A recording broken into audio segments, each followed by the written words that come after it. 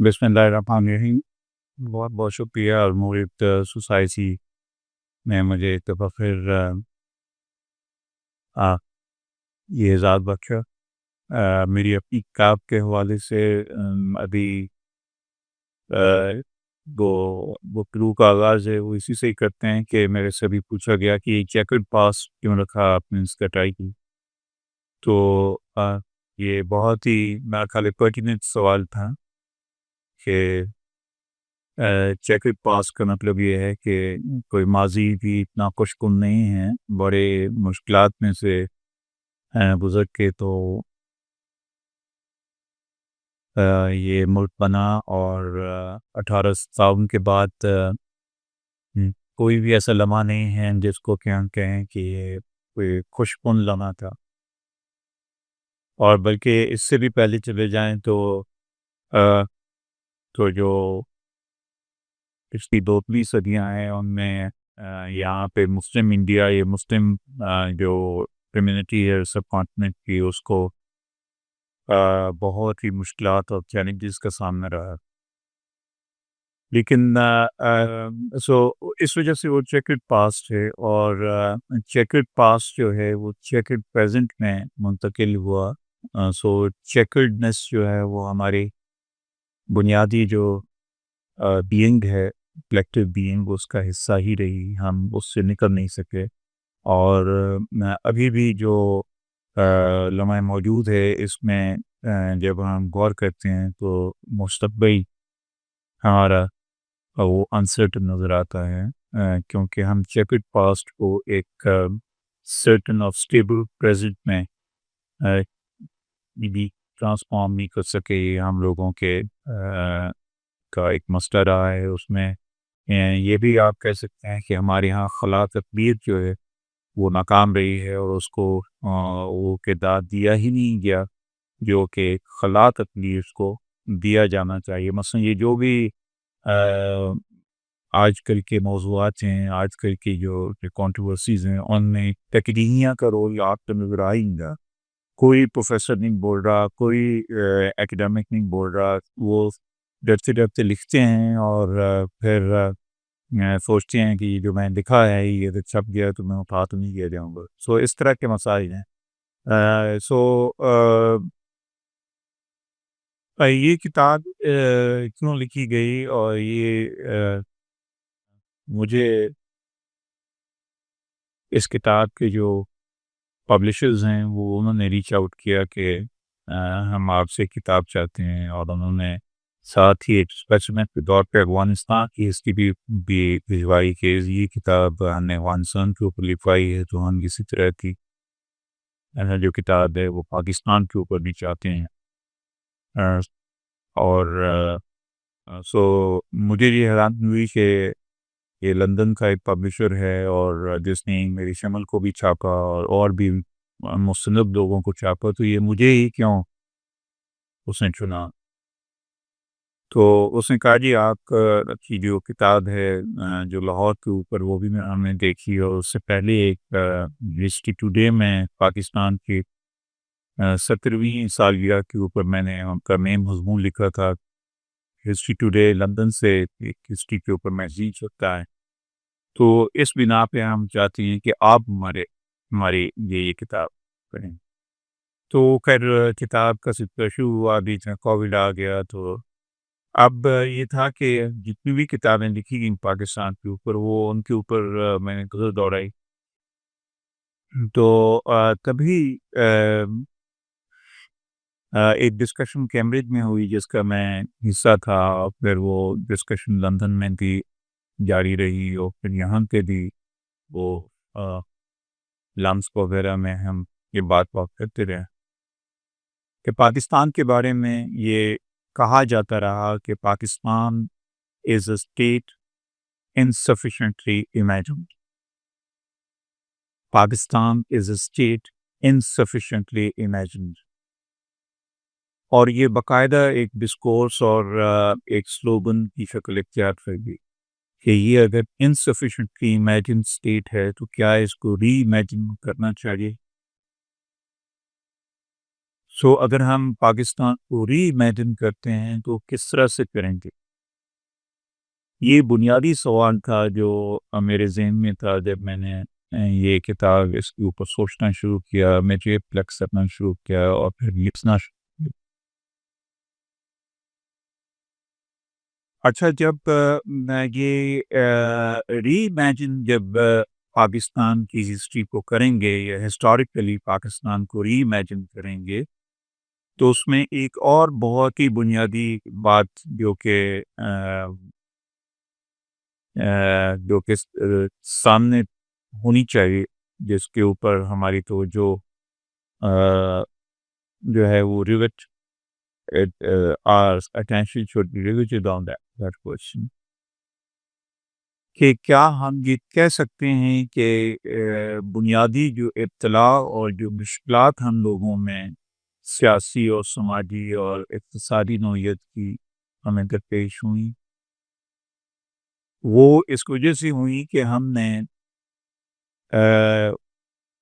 وحدت میں کثرت اور کثرت میں وحدت کا جو اصول ہے اس سے ہم نے صرف نظر کیا، یونٹی اینڈ ڈائیورسٹی، کیونکہ سب کانٹیننٹ میں جتنی ورائٹی ہے وہ ورائٹی اپنی جگہ پہ ہے اور وہ ورائٹی جو ہے وہ نظر آتی ہے، ایون پاکستان میں بھی وہ ورائٹی نظر آتی ہے۔ ہم بہت سارے ہم 4 صوبے ہیں، پھر وہ گلگت بلتستان ہے، پھر آزاد کشمیر ہے، پھر اس طرح کی جو ڈیموگرافک یونٹس ہیں، تو یہ کہیں پہ جا کے یہ جو کثرت ہے یہ وحدت میں کہیں آ کے منطبق ہوتی ہے یا نہیں ہوتی؟ دس از another question۔ اور کثرت اور وحدت کا آپس میں تعلق کیا ہے؟ کیونکہ بنیادی جو مسائل ہیں ہمارے پاکستان میں وہ یہی ہے کہ وحدت جو ہے وہ کثرت کو خاطر میں نہیں لاتے ہوئے نظر آ رہے، کہ وحدت جو ہے وہ ایسرٹ کر رہی ہے اپنے آپ کو، اور assertion جو ہے it is at the expense of the variety اور ملٹیپلسٹی۔ یہ جو بنیادی مسئلہ ہے اس کو کیا ایڈریس کر سکتے ہیں یا نہیں کر سکتے؟ تو پھر یہ شروع ہی میں نے بات کی ہے اس میں کہ پاکستان کی جو تاریخ ہے اس کے ساتھ اصل مسئلہ یہ رہا، اور ضیاء الحق صاحب کے دور سے یہ رہا کہ پاکستان کی تاریخ کو اس کے جغرافیے سے ہم نے علیحدہ کر دیا، کیونکہ ہم نے جو ہے 711 سے اس کی تاریخ کا آغاز کیا جب محمد بن قاسم یہاں پہ۔ تو جو محمد بن قاسم سے پہلے کا جو دور ہے وہ بھی ہماری تاریخ کا حصہ ہے، سو اس کو ہمیں اون اپ کرنا چاہیے، اور وہ اوننگ اپ آف دیٹ یہ سویلائزیشنل جو part of our history in this very civilisation, اور وہ اس طرح سے ہمیں اون کرنا چاہیے، یہ جو ری امیجننگ کا سارا ڈسکورس ہے، کہ وہ آپ اس کی کہانی ہمیشہ نہرگڑھ سے ہی اسٹارٹ کرتی ہے جو بلوچستان میں، اور بلوچستان کے ساتھ جو آج کل جو سلوک رکھا جا رہا ہے اس میں جو سینٹرلٹی ہے آپ کو بلوچستان کو دینی پڑے گی اگر آپ کو بلوچستان میں ایک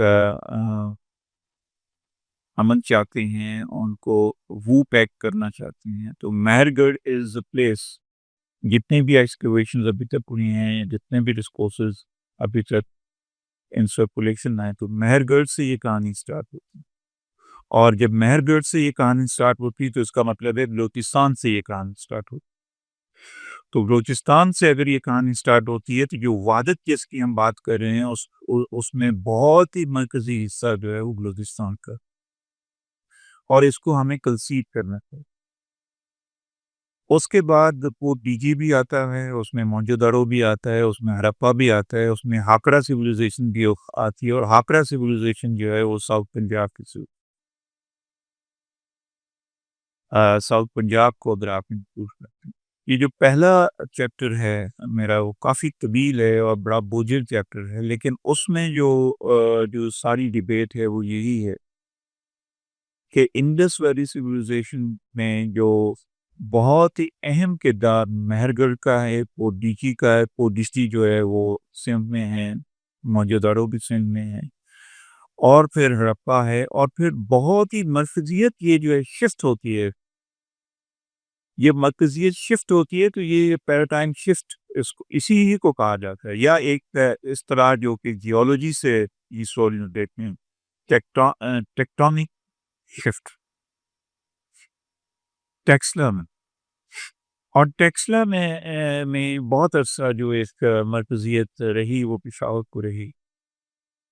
تو یہ جو کہانی ہے، یہ جو بکھرے ہوئے موتی ہیں کو اگر آپ نے ایک دھاگے میں پرونا ہے، تو یہ سویلائزیشن سے آپ کو آج کہانی جو ہے وہ ری امیجن کرنی ہوگی۔ So reimagining of Pakistan becomes important, pertinent and need of the hour, you know. So یہاں سے یہ بات سٹارٹ کی گئی، اور یہاں سے پھر آگے مختلف لیئرز ہیں جو کہ پاکستان کو ملٹی لیئرڈ سوسائٹی بناتی ہیں۔ اس کو بہت ہی سمپلسٹک ہم نے کر دی۔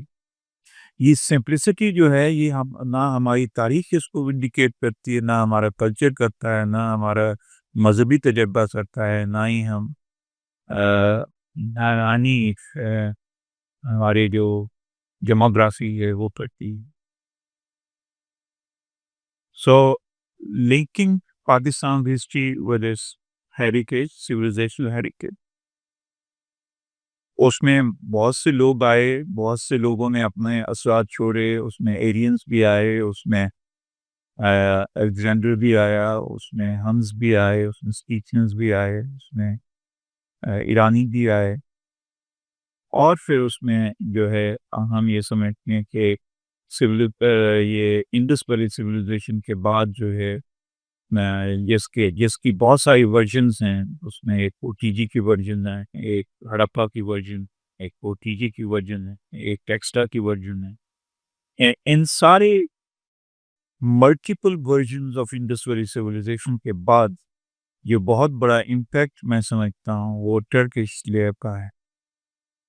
ٹرکس یہاں پہ آئے، اور ٹرکس نے یہاں پہ آ کے اپنا اثر چھوڑا، اور جتنے بھی ہمارے ایڈمنسٹریٹو سسٹم ہیں، جتنا بھی ہمارا سوشل سسٹم ہے، جتنی بھی ہماری زبان ہے، ہماری شاعری ہے، ہمارے آرٹ آرکیٹیکچر، اس میں ٹرکش انفلوئنس بہت زیادہ، اور پھر کلچرلی ہمارے اوپر پرشینس کا انفلوئنس بھی بہت زیادہ۔ پرشین زبان جو ہے 1837 تک تو مین زبان رہی، اور ابھی بھی میں یہ بہت ہی اسٹرانگ امفیٹکلی یہ اپیل کرتا ہوں کہ پرشین میں ہمیں انٹرسٹ کو اپنے کو ریوائیو کرنا ہوگا، کیونکہ ہماری کلاسیکل ٹریڈیشن سے ہمارا ربط جو ہے وہ ٹوٹ گیا ہے، اور ہماری کلاسیکل ٹریڈیشن جو ہے وہ یا پرشین میں ہے یا عربک میں، دونوں زبانیں جو ہیں وہ ان کے بارے میں ہم لوگ بالکل نہ بولے، اور کسی بھی کام کا جو ایجوکیشنل سسٹم ہے وہ فرم فوٹنگ کے اوپر استوار نہیں ہوتا جب تک کہ اس کی بیسز یا اس کی بنیاد جو ہے وہ کلاسیکل ہیریٹیج میں نہیں ہوتی۔ اب جب ہمیں بہت ہی شوق چڑھتا ہے کہ ہم اپنی کلاسیکل ہیریٹیج سے کوئی واقفیت حاصل کریں، تو ہم لوگوں کی یہ بہت ہی بدقسمتی ہے کہ ہم انگریزی میں پڑھتے ہیں، مولانا رومی کو بھی، شیخ سعدی کو بھی، حافظ شیرازی کو بھی، اور یہی بات ہے کہ ابھی جو دو کتابیں غالب کے اوپر آئی ہیں دونوں انگریزی، ایک طارق رحمان صاحب کی کتاب ہے، وہ بہت محنت کی انہوں نے، اسپرنگر نے چھاپی تھی نیو یارک سے۔ ایک غالب کے اوپر کتاب ہے جو میں ابھی پڑھ رہا ہوں، وہ شمس الرحمان فاروقی کی بیٹی ہیں، انہوں نے لکھی، اور وہ بھی بہت اچھی کتاب ہے۔ سو اب ہمارا حال یہ کہ اقبال کی جو پرشین پوئٹری ہے وہ اس سے بالکل واقفیت نہیں ہے، غالب کی پرشین پوئٹری سے بالکل واقفیت نہیں ہے، اور جو تھاٹ پروسیس، جو تہذیبی ایک سیولائزیشنل ایز ویل ایز ایپسٹیمک جو ایک ہیریٹیج ہے، اس سے ہم لوگ بیسیکلی کرتے ہیں، اور یہ بہت ہی بڑے علمی کی بات ہے۔ So civilisational layer, Turkish layer, Persian layer, اس کے بعد عربک لیئر. ہمارے ہاں جہاں جو اسلامک میسج آیا ہے وہ بھی میرا یہ ماننا ہے کہ وہ کلچرلی سینٹرل ایشیا سے آیا ہے. سو اس کے اوپر بہت ہی زیادہ جو لیئر ہے وہ سینٹرل ایشین مسٹیسزم کی ہے. اور ہمارے ہاں جو بخارا اور سمرقند کا جو کلچرل ایپسٹمک کس کو کہتے ہیں؟ ایپسٹمک علمی نظریے کو کہتے ہیں. سو علمی نظریات جو ہیں وہ ہمارے یہاں جو کلاسیکل جن کو ہم کہتے ہیں وہ زیادہ بخارا اور سمرقند کی. کہ احمد حسن دانوی صاحب کا یہ کہنا جو ہے وہ اس کو بالکل ہی آپ نظر انداز نہیں کر سکتے کہ ہمارے ہاں جو we are culturally we are legatee of Central Asian republics, اور پرٹیکولرلی اس میں سمرقند اور بخارا کا جو اثر تھا. سو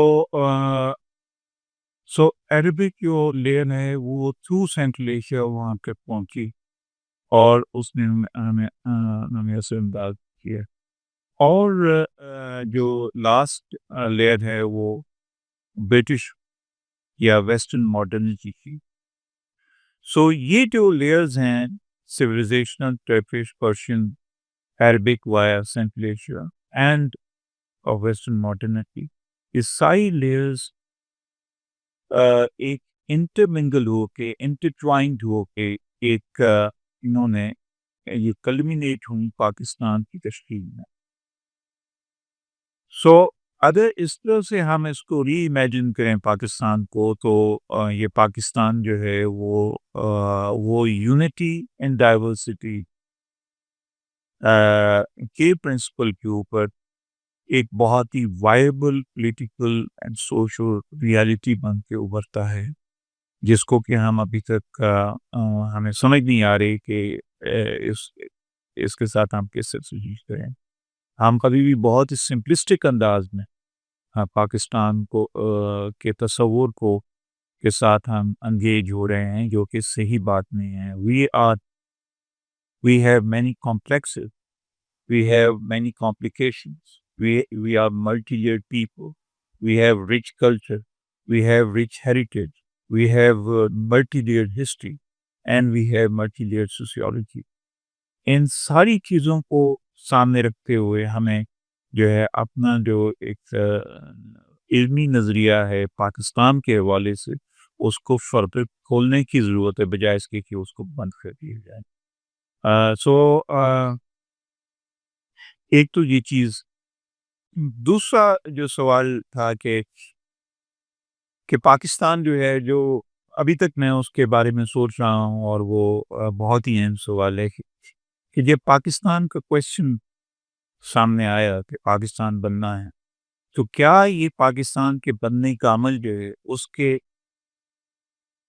اس کو انڈرپن کرتے ہوئے کوئی ایسی سوچ تھی جس کو کہ آپ نیشنلزم کہہ سکیں؟ میرے خیال میں نہیں. 1930 میں اور 1940 میں کوئی ایسا پاکستانی قومی نظریہ جو ہے آپ کے سامنے نہیں تھا. آپ صرف سیپریٹزم کو آپ نے گلے سے لگایا کہ نہیں، ہم وہ کچھ ہیں، ہم جو کچھ بھی ہیں ہم ہندو نہیں، ہم جو کچھ بھی ہیں ہم ہندو نہیں. تو آپ کا جو سیپریٹزم ہے وہ نیگیشن کے اوپر استوار، پرو ایکٹیو نہیں ہے، ہم ری active. We cannot say that this is what we are. We said this is what we are not. Therefore, that's a part of our identity. یہ جو ہے ایک بہت بڑا سوال ہے، اور اس کو جب آپ اس کے ساتھ نیگوشیٹ کرتے ہیں تو پھر آپ کو یہ سمجھ آتی ہے کہ جی آپ کے پاس نیشنلزم تو تھا نہیں. کوئی ایسا ادیب، کوئی ایسا مفکر جس نے کہ 1947 سے پہلے کوئی اس طرح کا نظریہ دیا ہو کہ ہاں پاکستان ہے اور پاکستان کے کانٹور اس طرح سے ہوں گے، پاکستان ایسے بنے گا. اگر کسی نے دیا بھی، چودھری رحمت علی نے، چودھری رحمت علی کا تو پاکستان کا نظریہ بالکل ڈفرینٹ تھا. وہ تو یہ پاکستان جو ہے اس کے بہت بڑے ناقد تھے. وہ تو یہ کہتے تھے کہ یہ پاکستان نہیں، یہ شستان ہے، ان کا کانسیپٹ بھی پاکستان ناٹ پاکستان، اور وہ تو کانٹیننٹ آف دنیا کا کے بہت بڑے پروپوننٹ تھے وہ پاکستان، اور اسی لیے وہ جناح صاحب کے بہت سخت خلاف تھے۔ جناح صاحب کو انہوں نے وہ ببون آف بامبے بھی کہا، اور انہوں نے کوئزلنگ اعظم بھی کہا، قائد اعظم نہیں، کوئزلنگ اعظم۔ کوئزلنگ جو ہے وہ ناروے کا ڈکٹیٹر تھا، جو کہ نازیوں نے ادھر انسٹال کیا تھا۔ تو جو اس اور پہلا جو شخص ہے جس نے کہ پاکستانی ادب کی بات کی، وہ حسن عسکری صاحب تھے، 1949 کی بات۔ اس کے بعد سے پاکستان کے پاکستانی ادب اور پاکستانی تہذیب اور اسی طرح سے ہسٹورین میں سے آئی ویشی نے پہلی دفعہ بات شروع کی پاکستانی اور مسلم ہسٹری، مسلم کمیونٹی کے اوپر انہوں نے کتاب لکھی، پھر علماء ان پالیٹکس کے اوپر کتاب لکھی، اسی طرح سے پھر کیک عزیز سے انہوں نے کام کروائے، اور اس طرح سے انہوں نے پاکستان بننے کے بعد ہائنڈ سائٹ میں جا کے تو انہوں نے ہسٹری کو ریٹریس کرنے کی کوشش کی، لیکن جب پاکستان بن رہا تھا تو میری نظر سے ایسی کوئی چیز نہیں گزری جس میں کہ کسی نے کہا ہو کہ ہاں جی ہم اقبال کی بات بہت زیادہ کی جاتی ہے۔ اقبال کے حوالے سے یہ بات بہت ہی امپورٹنٹ ہے اس کے اوپر فردر ڈیبیٹ کرنا، کہ اقبال کا جو ویژن تھا وہ پین اسلامسٹ ویژن تھا، وہ مسلمان تھا، اور اس وجہ سے میں جو میں اس بات پہ بھی مصر ہوں، حالانکہ بہت سارے لوگ میرے سے سوال بھی کرتے ہیں، بعض لوگ بھی کرتے بھی ہیں، کہ پاکستان کا کوئی ایسا نیشنلزم ہمیں نظر نہیں آتا جو 1930 اور 1940 میں جو ہے جس کو ہم کہہ سکیں، جس کو ہم اون اپ کر سکیں۔ یہ بعد کی بات ہے، یہ 1949 کے بعد کی کہانی کا، اور اس کے بعد جو ہے ہم یہ دیکھتے ہیں کہ پاکستان کی جو آئیڈینٹی ہے اور پاکستان کا جو وجود ہے اس کو اون اپ کیا آج کی بیوروکریسی اور ملٹری نے، اور جس کو کہ ہم ضروری کہتے ہیں کہ over developed state. Over developed state کا کیا مطلب ہے؟ دیکھیں اس میں جو ینگسٹرز ہیں ان کو یہ سمجھنے کی ضرورت ہے کہ گورنمنٹ اور اسٹیٹ میں فرق ہوتا ہے۔ اسٹیٹ پرماننٹ ہوتی ہے اور اس کے ادارے بھی پرماننٹ، گورنمنٹ آتی جاتی ہے، ان دونوں کو نیگوشیٹ کرنا ہوتا ہے اور ان دونوں کو باہمی ایک کنسنسس کے ساتھ پالیسی اور لا میکنگ کرنی۔ یہاں کی جو اسٹیٹ ہے اس نے گورنمنٹ کے لیے کوئی جگہ ہی نہیں چھوڑی تھی انٹرویو، اور یہ معاملہ جو ہے آج کل بہت ہی کرائسس پہ ہے، کیونکہ جو ریاستی ادارے ہیں انہوں نے اسپیس اتنی زیادہ مونوپلائز کر لی، اس کے اوپر اپنی جارحداری قائم کر دی ہے کہ اس میں جو عوامی منتخب نمائندے ہیں ان کے لیے اسپیس بچی ہی نہیں۔ اور یہ ایک بہت ہی بڑا اچھا، جب عوامی نمائندوں کے لیے اسپیس نہ بچے تو پھر جو پبلک ول ہوتی ہے اس کا جو ایکسپریشن ہے وہ بے معنی ہو جاتا۔ اس وجہ سے پبلک جو ہے اس کا تعلق جو ریاستی اداروں سے ہے وہ کٹائی میں پڑ جاتا ہے، اور وہ ہوا ایسا، اور یہ اس کی ابتدا جو ہے میں یہ سمجھتا ہوں کہ 1954 سے ہوئی تھی، جب ایوب خان نہ صرف چیف آف آرمی اسٹاف تھے، چیف آف آرمی اسٹاف وہ 1951 میں بن گئے تھے، بلکہ وہ منسٹر آف ڈیفینس بھی بن گئے، اور پھر ہم نے اپنی ساری جو مفادات ہیں اور اپنے سارے we put all of our eggs into American basket۔ امریکہ ہمیں اونت نہیں کرنا چاہتا تھا، ہماری جو لیگ تھی اس نے امریکہ کو جا کے جو ہے دہائی دی کہ بھئی ہمیں انڈیا مار دے گا، کھا جائے گا، یہ کر دے گا، وہ کر دے گا، تو اس وجہ سے آپ ہمیں ہمارے اوپر اپنے دستخط کر سکتے ہیں۔ اور یہ جو الطاف گور ہے وہ اپنی کتاب ایوب خان میں یہ 4-5 نام لیتے ہیں: ملک غلام محمد، سکندر مرزا، ایوب خان، چودھری محمد علی، اور یہ محمد علی بوگرا، سید امجد علی، اور ایک ہیں چودھری ظفر اللہ جو پہلے فارن منسٹر تھے۔ یہ لوگ جو ہیں انہوں نے باقاعدہ اس اور اس میں دیکھیے کوئی بھی پولیٹیشین نہیں ہو، either the bureaucrats اور the army کی سو آپ کی جو شروع ہی سے جو آپ کے ملک کا رجحان ہی جو کی جو سمت کا طے ہونا ہے وہ کون لوگ کر رہے ہیں. اس میں پبلک فگر تو ہے حسین شیخ سہروردی نہیں، عثمان نون نہیں، لیاقت علی خان شہید ہو گئے تھے. سو کون کوئی بھی نہیں تھا. سو یہ جو پاکستانی ریاست کا ارتقا جو ہے انہی خطوط کے اوپر ہوتا رہا.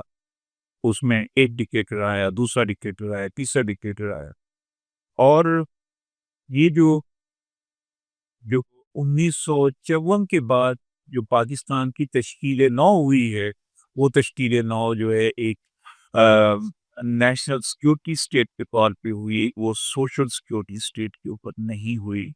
اور اسی وجہ سے پاکستان میں ڈیموکریسی جو ہے یا صحیح معنوں میں عوامی نمائندوں کا جو اقتدار رہا وہ صرف 4 سال رہا جب بھٹو صاحب حکومت میں تھے.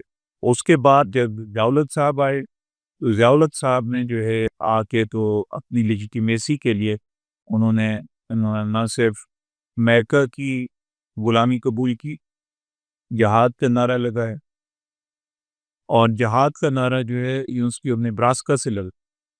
وہ آپ نے لوکلی بھی نہیں کوائن کیا، وہ university of Nebraska U S A میں یہ اور جو افغان مہاجرین کے جو بچے تھے ان کی تعلیم کے لیے جو سلیبس ہے وہ بھی وہاں سے بد کیا ہے. اور سعودی عربیہ نے یہاں پہ عصمت کی، اور یہاں پہ ریلیجن اینڈ پالیٹکس جو ہے وہ اس طرح سے ایک دوسرے کے ساتھ بغل دیر ہو گیا کہ یہاں پہ ریلیجس جو قوتیں ہیں وہ بہت ہی زیادہ مضبوط ہو گئیں. اور اس کے جواب میں جو ہے وہ جو جو جو ان کی اقلیت میں ہونے کے باوجود ان کی امندائی جو ہے یہاں پہ بہت ہی مضبوطی سے نظر آئی. ان کو کوئی کوشچن بھی نہیں کر سکتا، آج بھی نہیں کر سکتا. تو یہ ساری چیزیں جو ہیں یہ اس کتاب میں ڈسکس کی ہوئی ہیں، اور اس میں بھٹو صاحب کے بھی مسائل ہیں. بھٹو صاحب جس طرح سے جتنے مقلوب مزاج تھے کہ جو جس طرح سے ایسٹ پاکستان کے ساتھ جو ہے وہ ہم لوگوں نے جو سلوک کیا وہ وہی ہے کہ پاکستان کی جو بنیاد ہے، اور پاکستان کا جو بقا ہے وہ اسی میں ہے کہ وحدت کی بنیاد کثرت میں ہوگی. اس بات کو ہم سمجھ لیں، اور کثرت جو ہے اس کو پھلنے پھولنے کے لیے آپ وہ فضا میسر کریں جس سے کہ ایک سوشل ڈائلیکٹیکل جو سسٹم ہے وہ اٹ شوڈ رن ایکسپورس، اور انٹرمنگلنگ ہو، اور امتزاج ہو مختلف کلچر اور سب کلچرل کرنٹس کا، تاکہ یہ معاشرہ جو ہے ایک بہت ہی مضبوط معاشرہ بنے. اور یہاں پہ ایک اور چیز جس کے اوپر میں نے دھیان دینے کی کوشش کی ہے وہ ڈائنیسٹک پالیٹکس ہے. یہ جو ڈائنیسٹک پالیٹکس ہے یہ زہر قاتل. ڈائنیسٹک پالیٹکس کا مطلب ہے نو ڈیموکریسی. ڈائنیسٹک پالیٹکس سے نکلنے کے لیے یہ بہت ضروری ہے کہ ساری پارٹیاں جو ہیں اپنے اندر ڈیموکریسی دیکھیں. اگر ڈائنیسٹک پالیٹکس ہوتی ہے تو یا ڈائنیسٹک پالیٹکس ہوگی یا ون مین رول ہو، عمران خان جتنا فاصل، یا ڈائنیسٹک پالیٹکس ہوگی کہ پرانے لوگ جو ہیں وہ ہاتھ باندھے جو آسو بفر. سو اگر آپ کی پارٹیوں میں ڈیموکریسی نہیں ہوگی تو یہ پھر مافیا کی طرح، جیسے 1930 میں شکاگو میں مافیا راج تھا اس طرح سے، اور یہ بنا وہ. سو یہ ساری چیزیں جو ہیں یہ بڑی امپورٹنٹ ہیں. اور تیسرا یہ ہے کہ اب پاکستانی عوام کو اور پاکستانی انٹیلیجنسیا کو اس بات کے اوپر ایک کنسنسس یعنی اتفاق رائے کرنا ہوگا کہ ہماری جو فارن پالیسی ہے اس میں عذاب، کیونکہ پاکستان اب اس لیے میں نے غالباً پچھلی دفعہ جب میں آیا تھا تو یہ بات کی تھی کہ پاکستان از decolonized, Pakistan is not free. Pakistan has been decolonized. انگریز یہاں سے چلا گیا لیکن ہم آزاد نہیں ہیں بھائی. کس چیز میں ہم آزاد ہیں؟ آپ معاشی اعتبار سے آپ آزاد نہیں ہیں, آپ سیاسی اعتبار سے آزاد نہیں ہیں, آپ کلچرلی آپ آزاد نہیں ہیں, آپ اپنی آئیڈینٹی کے بارے میں جو بنیادی سوال ہے وہ ابھی تک اس کو کوئی اس کے اوپر بحث نہیں ہو سکتی. کلچر کے بارے میں کلچر کی ڈبیٹ ہی نہیں ہے. پاکستان ایک ایسا ملک ہے جس کی یونیورسٹیوں میں کلچر کی ڈبیٹ ہی کوئی. سو یہ ساری چیزیں جو ہیں یہ ان کو ایڈریس کرنے کی ضرورت ہے, اور اس میں جو ہے ایک انٹیلیجنسیا کا رول, ایک خلاق عقلیت کا رول, ایک کریٹو مائنورٹی جو ٹائم بھی کہتا ہے اس کا رول وہ بھی ہونا بہت ضروری ہے. کیونکہ پالیسی میکنگ میں صرف پاکستان ایسا ملک ہے جس میں کہ ایکیڈیمیا کو کنسلٹ نہیں کیا جاتا ہے. ایک بیوروکریٹ اور جنرل بیک کے تو پاکستان کی پالیسی بنا لیتی ہیں, فارن پالیسی بنا لیتی ہیں. اسی وجہ سے پاکستان پہ یہ ہے.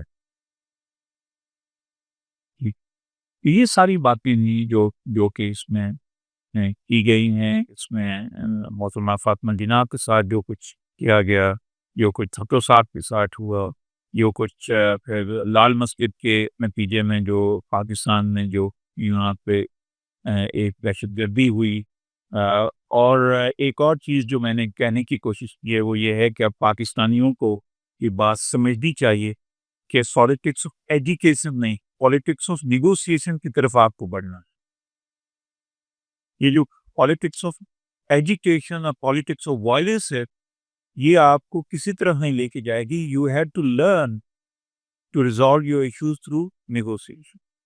تو اور یہ اب آپ کے جو لوگ ہیں ان کو یہ بات سمجھنے کی ضرورت ہے, اور یہ عوامی نمائندے ہی چل سکتے ہیں. یہ جس طرح کا آپ کا وزیر داخلہ ہے اس کے پاس کی بات نہیں. ہمارا اسٹوڈنٹ تھا جب ہم جی سی یو میں پڑھتے تھے اور ہمیں پتہ ہے کہ سیکھنے پانے. اوکے لیکن تو میرا خیال ہے کہ جتنا ٹائم آپ نے کہا تو ہو گیا کامل. جی بات سر, آپ نے بات کی لہجت اور کثرت کی. میں جب قوم میں تصور دیکھتا ہوں, یعنی قوم مجرد اس سے کہ وہ کون سی قوم ہے, خالص قوم جو کانسیپٹ آف نیشن ہے, تو وہ ہوتی ہے یا زبان کی بنیاد پر یا رنگ اور نسل. اور جتنی قبل علو پاک میں پائی جاتی ہے, جتنی ڈائیورسٹی ہے, آپ کو لگتا ہے زبان کے اندر یہ قوت ہے کہ اس کو وحدت میں بدل سکی. جیسے اردو کی جو زبان ہے, ہم دیکھتے ہیں پورے انڈو پاک میں یہ تقریباً ایک ہی ڈائلیکٹ ہے جو بولا جاتا ہے, یعنی اردو ہی بولی جاتی. اب وہ اس کو ہندی رسم الخط میں لکھتے ہیں, ہم اس کو ذرا فارسی رسم الخط میں لکھتے ہیں. تو لگتا ہے کہ زبان سے یہ پورا نہ صرف ایک پاکستان کی جو بصرت ہے بلکہ پورا انڈو پاک ایک طرح سے وحدت میں بدل سکتا ہے. ایسا ہو سکتا ہے کہ زبان کی قوت ہے. اس کا میری جو انڈرسٹینڈنگ ہے میں آج کے ساتھ وہ شیئر سے لیتا ہوں کہ پاکستان جو ہے ملٹی نیشنل اسٹیٹ ہے. Pakistan is not a nation state, Pakistan is a multi national state. اور دوسرا یہ ہے کہ محض زبان کی بنیاد کے اوپر قومیت کی تشکیل ممکن نہیں ہوتی. اس میں جو ہے متعدد عوامل شامل ہوتے ہیں. اس میں آپ کہہ سکتے ہیں کہ جغرافیہ بھی شامل ہوتا ہے, اس میں آپ کا ہسٹوریکل ایکسپیرینس بھی شامل ہوتا ہے, اس میں آپ کے معاشی اور سماجی مفادات بھی شامل ہوتے ہیں. تو اگر آپ کے پاس ایک سے زیادہ زبانیں ہیں اور آپ آپریٹ کرتے ہیں کہ زیادہ زبانوں میں, دیکھیے کینیڈا میں 2 زبانیں انگریزی اور فرینچ, اور اسی طرح سے سوئٹزرلینڈ میں بھی 2 زبان جرمن اور فرینچ, بیلجیم میں بھی سب ہوتے ہیں. تو میرا خیال ہے کہ کوئی حرج نہیں ہے اگر آپ ایک سے زیادہ زبانوں میں آپریٹ کرنا چاہتے ہیں. اور میرا خیال ہے کہ اب ہمیں آہستہ آہستہ جو بنیادی تعلیم ہے وہ تو ہمیں جو اپنے مدرسہ میں دینی چاہیے اور اس کو ریوائو کرنے کی بھی ضرورت ہے. ابھی خاص طور پہ اس کا سب سے بڑا جو نقصان ہے وہ پنجابی کو ہوا, کیونکہ پنجابی ذہانی سے جو بچے ہیں وہ لوگوں نے اپنی مادری زبان کو لکھنا شروع کیا, نہ کہ اردو تو مادری زبان نہیں, مادری زبان کے پنجابی میری آپ کی بیٹی جو ہے وہ اس نے انٹرویو دیا ادھر کیمبرج میں کہ اردو از مائی مدر ٹنگ. تو میں نے کہا کہ بھئی اردو تو تمہاری مدر ٹنگ نہیں ہے، وہ قومی زبان ہے، لیکن مدر ٹنگ تو پنجابی ہے. اس نے جی ہمیں بتایا کہ نہیں، ہمیں ٹرین کی نہیں کیا اس میں. کوئی ایگزام ہمارے تھے یار. لیکن یہ ہے کہ یہ ہے کہ جو آپ کے یہاں ملٹیپلسٹی آف لینگویجز ہے وہ ایک نعمت ہے، کیونکہ ہر زبان کے ساتھ ایک نالج سسٹم ہے. ہر زبان، ہر ڈائلیکٹ کے ساتھ ایسوسیٹڈ ایک نالج سسٹم ہوتا ہے، اور وہ نالج سسٹم جو ہے جو نوآبادیاتی نظام ہے اس نے اس کو گرو نہیں ہونے دی. آپ کو جو اور خاص طور پہ ینگسٹرس کو بھی جو چیز سمجھنے کی ضرورت ہے وہ یہ ہے کہ آپ کی جو آئیڈینٹی کی تشکیل ہے وہ نوآبادیاتی نظام کے کی مخالفت میں ہو، نوآبادیاتی نظام کو نگیٹ کر کے ہو، جو کہ ہمارے تعلیمی نظام میں، ہماری کریکولم میں اس کو ابھی تک جگہ نہیں دی گئی. انگریز نے جو چیز آپ کے اوپر آ کے تھوپی، اس سے آپ نے آزادی حاصل کرنی ہے، اور اس کی طرف سے ایک قدم بھی نہیں بڑھا ابھی تک. جو زبان ہم بول رہے ہیں، یہ زبان بھی فورٹ ولیم کالج نہ ہوتا تو یہ زبان کہاں ہوتی ہے؟ آپ کو سوچیے. جس طرح سے ہمارا لباس ہے، جو ہماری سوچ ہے، ہم جو لکھتے ہیں، جس طرح سے ہم سوچتے ہیں، جس طرح سے جس کلچر کے ہم اسیر ہیں، وہ کون سا کلچر یو نو کہ میں جب اپنے اسکول سے پوچھتا ہوں کہ آپ کی فیوریٹ سنگر کون سا ہے، تو سب کا 100% ویسٹرن سنگر. شاید کون ٹائپ کے کسی کو. سو جو نوآبادیاتی نظام ہے جس کو آپ کلونیلزم کہتے ہیں، اور آپ اس کو نیو امپیری جو ایتھوس ہے، اس سے جان کیسے چھڑانی ہے. اور یہ بہت زیادہ بحث ہوتی ہے کہ کیا پیسفل رہ کے اس سے جان چھڑائی جا سکتی ہے یا نہیں چھڑائی جا سکتی. بہت جو سنجیدہ لوگ ہیں فرانس فینن جیسے، وہ تو کہتے ہیں کہ پیس کے ساتھ نہیں چھڑائی جا سکتی، اس کے ساتھ آپ کو وائلنس ایکٹ کرنی ہوگی. لیکن یہ ایک خطرناک assertion. Have I answered you? Music. یہ سر مجھے دو تین چیزیں ہیں جو آپ سے پوچھنی ہے. پہلی تو یہ کہ جس طرح آپ نے اس کو بھی دستری سے لے کر آگے بیان کرنے کی کوشش کی ہے، اس میں یہ چیز جاننا چاہتا ہوں کہ جو یہ بھی ہسٹورک ایک چیز ہے، اس میں ہمیں اپنی روٹ تلاش کرنی ہے. روٹ تلاش کرتے ہوئے بہت ساری ہماری ایمبیگوٹیز ہیں جو دور ہوتی چلی جاتی ہیں. پھر ہم اصل کس جگہ سے تعلق رکھتے تھے اور اس جگہ کا کلچر کیا تھا، پھر وہ کلچر کس طرح ایوالو ہوتے ہوئے آگے بڑھا ہے. تو اس میں ایک اور کتاب ہمیں ملتی ہے، انڈس ساگا اجلال کنتاکشر. اس میں انہوں نے کوشش کی ہے یہ بات بیان کرنے کی، جس میں انہوں نے ہماری ایک جو آئیڈینٹی کا میرا سوال ہے ٹھیک ہے، تو انہوں نے آئیڈینٹی کو تھوڑا کلیئر کرنے کی کوشش کی ہے کہ ہم ایک ڈسٹنگوشڈ آئیڈینٹی رکھتے ہیں پاکستانی جو ہے، اور ہمارے ایک انڈس ویلی کے ساتھ ہے وہ تارا آپ کے نامی کی. تو آپ اس چیز سے کس حد تک ایگری کرتے ہیں، اور جو ایک آئیڈینٹی پھر اس کی بیس پر ہماری بنتی ہے، اس کو آج کے دور میں آپ کس طرح سے پلیس کر سکتے؟ دیکھیں، آئیڈینٹی جو ہے نا بنیادی طور پہ تو فلوئڈ کانسیپٹ ہے. آئیڈینٹی بنتی چلی جاتی ہے، اور یہ ایوولوشن کی سٹیجز سے گزرتی ہوئی مثلا میری آئیڈینٹی جو ہے وہ میرے دادا کی آئیڈینٹی سے ڈفرینٹ ہوگی، کیونکہ میرے دادا جو ہیں وہ یونائٹیڈ انڈیا میں پیدا ہوئے. اب ہم لوگ جس علاقے سے ہیں وہ انڈیا کا حصہ تھا، برٹش انڈیا کا حصہ تھا. سو ان کی آئیڈینٹی اور تھی. ان کا اگر پاسپورٹ ہوتا تو ڈفرینٹ ہوتا میرا پاسپورٹ. اور اسی طرح سے جو اعتزاز احسن صاحب کی بات ہے، ان کے کام میں جو ایک بنیادی مسئلہ ہے وہ انڈس مین کی بات کرتے ہیں، اور انڈس مین کو پنجاب میں پلیس کرتے ہیں. اچھا، اور اصل مسئلہ ہے یہی کہ سینٹرلٹی آف پنجاب کو اگر آپ اس کا ڈھول پیٹتے رہیں گے تو پھر مسئلہ وہیں کا وہیں رہے گا. آج وحدت کو اتنے زور سے پکڑے رہیں گے کہ کثرت جو ہے وہ پیچھے رہ جائے گی. تو آپ کو کوئی ایسا ڈسکورس یہاں پہ بنانا ہے جس کے حصہ دار جو ہیں وہ سبھی قومیں ہوں، سبھی لوگ ہوں، اور وہ انڈس ویلی سے ہی بنے، اور انڈس ویلی سے ہی اگر آپ کہانی کو اسٹارٹ کریں گے تو تبھی بنے. ٹھیک. ہاں، ورنہ تو یہ ہے نا، کہ ورنہ یہ ڈبیٹ شروع ہو جائے گی جو سندھ میں تھی کہ محمد بن قاسم کیا یارے تھا یا وہ ہمارا ہیرو تھا. بالکل ٹھیک ہے.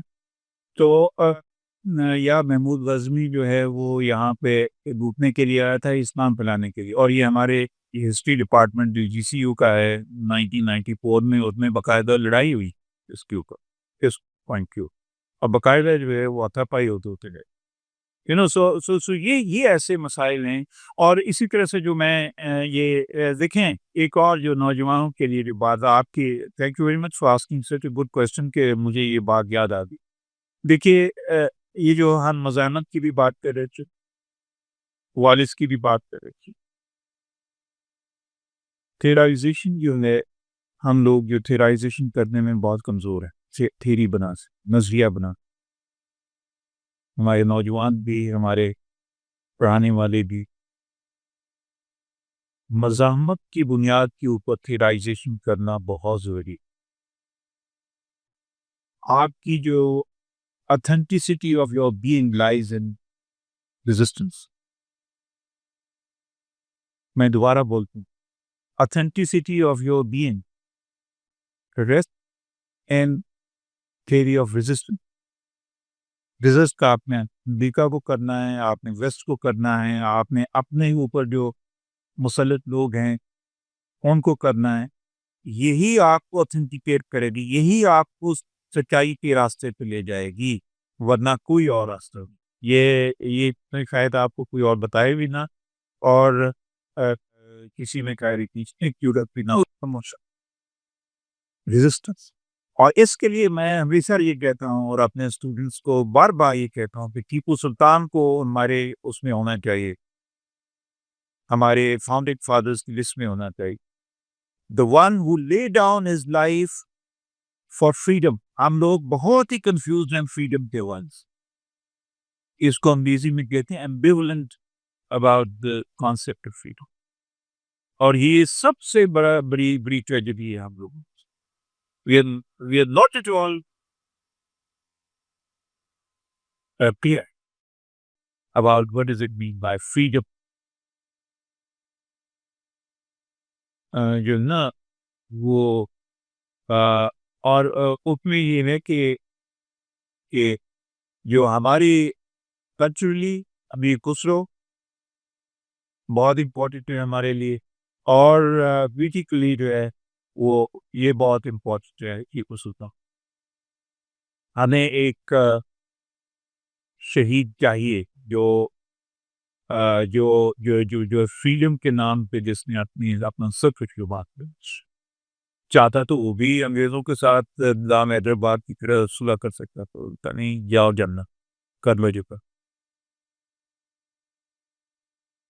کہ موت کو گلے لگا کے حیات جاوداں پا جانا، یہ اس کو کہ ٹھیک ہے. یہ بہت امپورٹنٹ.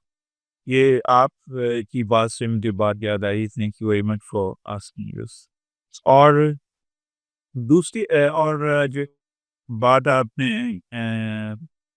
کہ ایک یہ اطلاعی کے حوالے کی، دوسرا آئیڈینٹی جو ہے نا وہ ایوالو ہوتی رہتی ہے. دیکھیں اب ہم نے دوبارہ سے ہماری آئیڈینٹی، ہم اپنی آئیڈینٹی کو اتھینٹیکیٹ کرتے ہیں اپنے آپ کو ایسوسیٹ کر کے سویلائزیشن سے.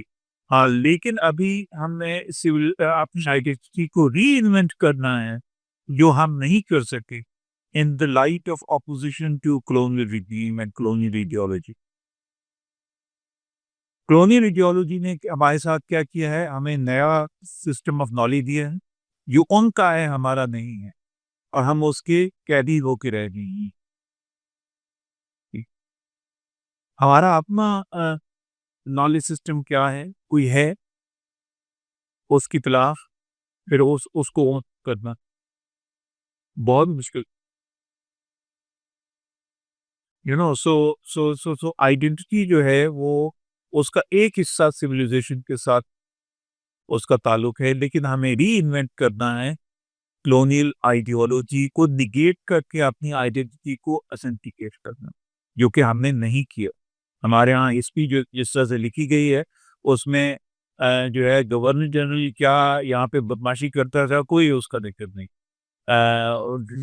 جو ڈرین آف ویلتھ یہاں سے ہوئی اس کا کوئی ذکر نہیں. کوہ نور تم یہاں سے چرا کے لے گئے ادھر، اس کا کوئی ذکر نہیں. سیکنڈ ورلڈ وار میں سب سے زیادہ بندے کس یہاں کے مرے. آج جو ہے فرانس میں جا کے تو وہ مودی جو ہے وہ سلوٹ لے رہا ہے کہ جی یہ انڈیا بھی وہ تھے. تو یہاں آپ میں سے کس نے بات کی اس کے بعد؟ سو اچھا جو آپ کی آئیڈینٹی ہے اس کو ری انوینٹ کرنے کی ضرورت.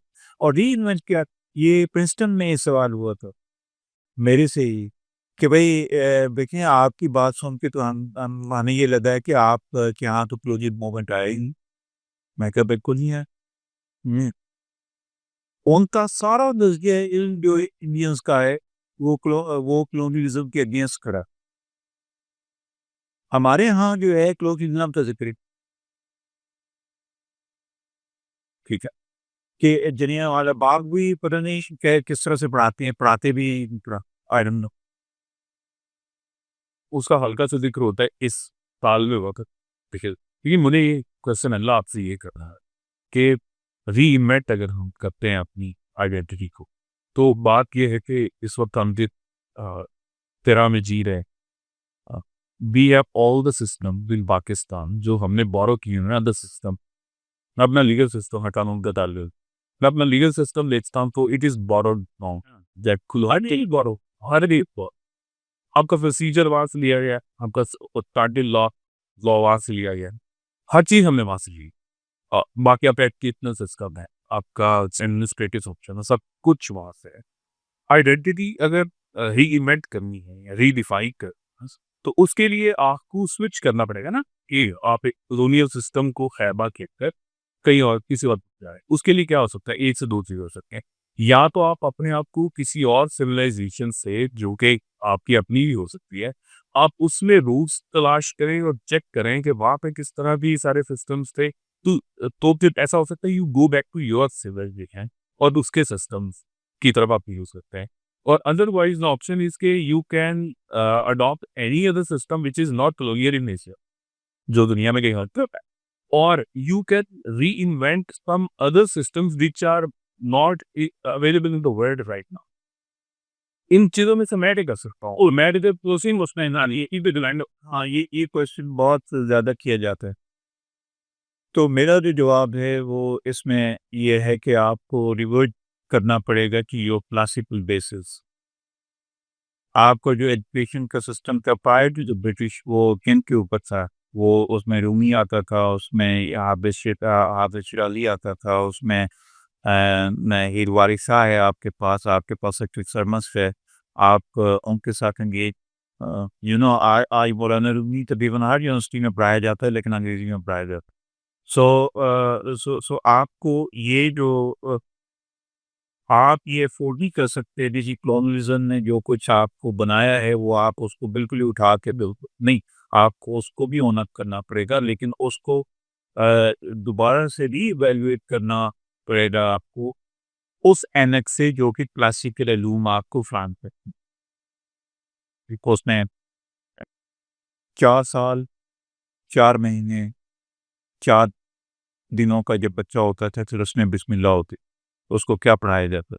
قرآن، پھر حدیث، پھر شیخ سعدی، یہ پلستان بوستان، پھر شاعری، پھر جو ہے وہ منطق، پھر ریاضی، پھر تو جو کلاسیکل علوم تھے جس میں کہ شیخ سعدی آتا تھا، جس میں حافظ شیرازی آتا تھا، جس میں کچھ آپ کے لوکل روایات آتی تھی، وہ ان کو آپ کو ایک ماڈرن موڈ میں کنورٹ کر کے تو وہ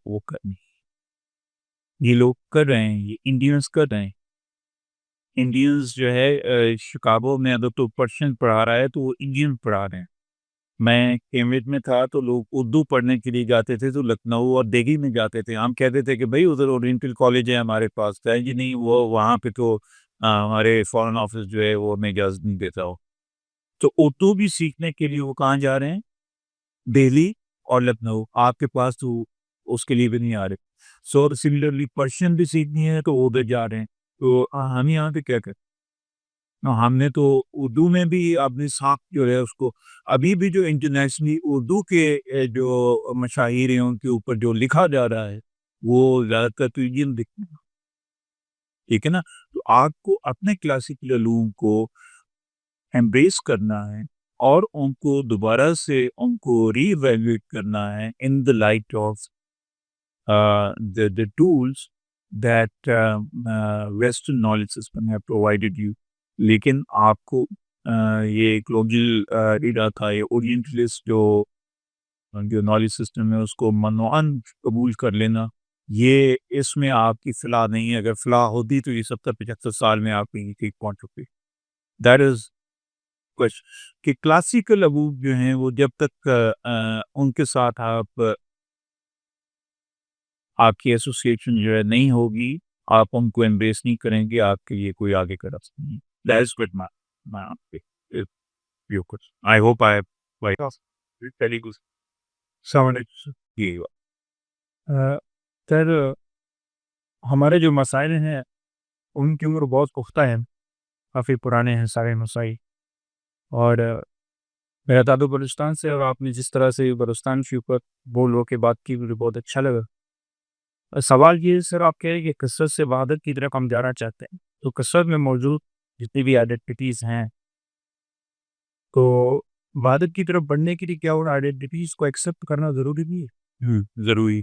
اور دوسرا سوال یہ کہ اجتماعی طور پہ ہم ان مسائل کو حل کرنے کی کوشش کر رہے ہیں, لیکن چونکہ اجتماعی جو ذمہ داری ہے وہ انفرادی لاپرواہی میں سبب لگتی ہے, تو انفرادی جو ہمارا اس میں کردار ہونا چاہیے وہ کیا بات؟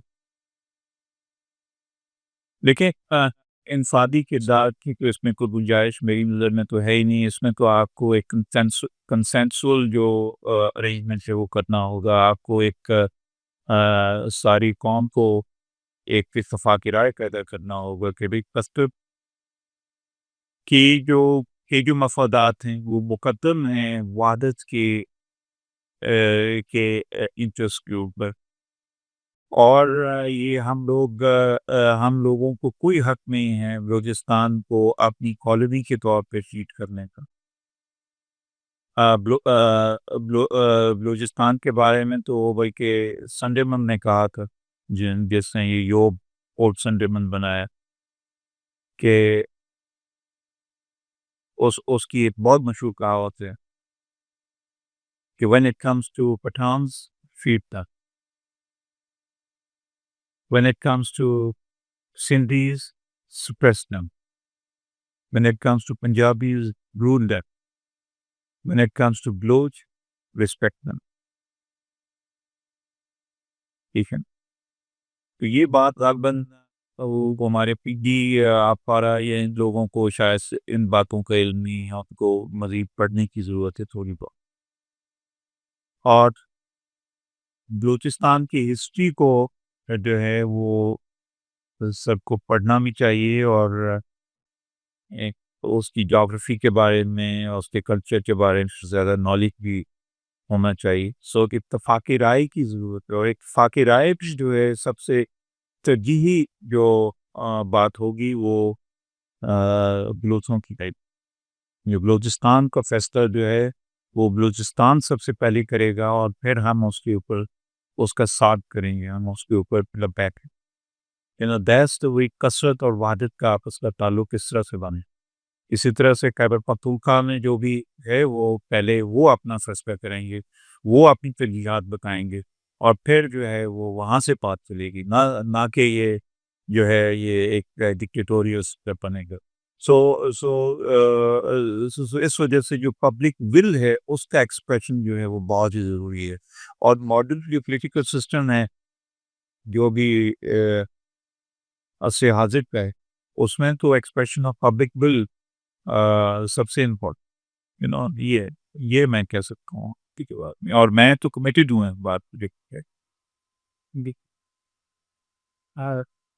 ٹھیک ہے وہ سر ایک تو یہ بات ہے کہ جو آپ نے کہا کہ ہم اپنی آئیڈینٹی تشکیل دے سکیں رجسٹ کرتے عمومی طور پہ جو آئیڈینٹیز کے بارے میں ہم پڑھتے ہیں سنتے ہیں وہ تو یہ ہے کہ آپ کی کچھ افرم کرنا ہوتا ہے اپنی آئیڈینٹی کے بارے میں، وہ آپ کی اگر وائس چل رہی ہے تو آپ یہ کہ افرم کرنا تو ویو کرنا، بلکہ آپ کا وجود جو ہے اسی میں براہ چڑھا ہوتا ہے۔